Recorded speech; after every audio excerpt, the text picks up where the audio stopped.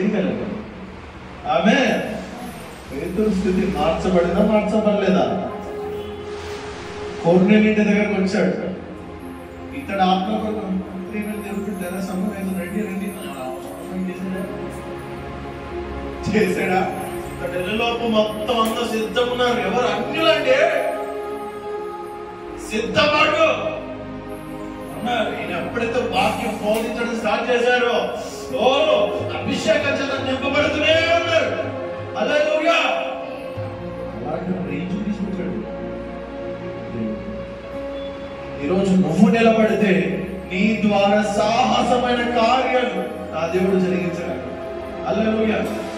ఆ ప్లేస్ నువ్వు ఎత్తుకున్నకూడదు. ఈరోజు నువ్వు ఒక పేతురువి. ఆమేన్.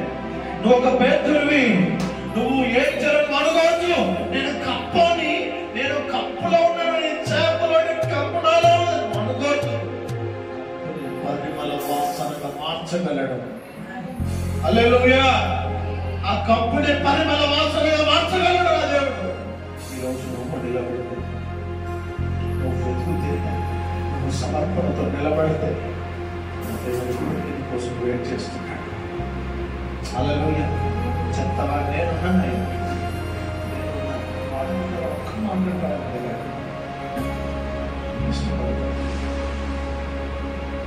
ఆమేన్.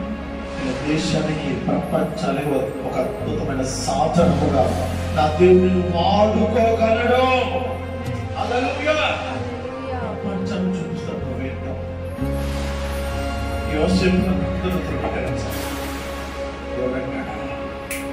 యోసేపు ధృవీకరించబడ్డావా? ఒక్కసారి చూపించడం అధికారంగా. హల్లెలూయా. దేశాలను పోషించి కత్తిపత్తిగా దేవుడు నిలబెట్టాడు.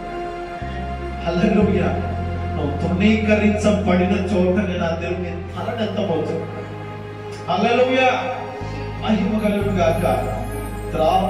దావీదు తృణీకరించబడ్డాడు. అందరూ ఒక స్థితి ఉన్నారు. అదే స్థితిలో ఆహ్వానించారు. తక్కువ చూస్తున్నాడు. దాని సహాయం ఆరాధించడం స్టార్ట్ చేశాడు. అదే దావీదుని ఆ ప్రాంతాల అంతటికి, ఆ దేశం అంతటికి రాజు పట్టాభిషేకం చేశాడు. హల్లెలూయా.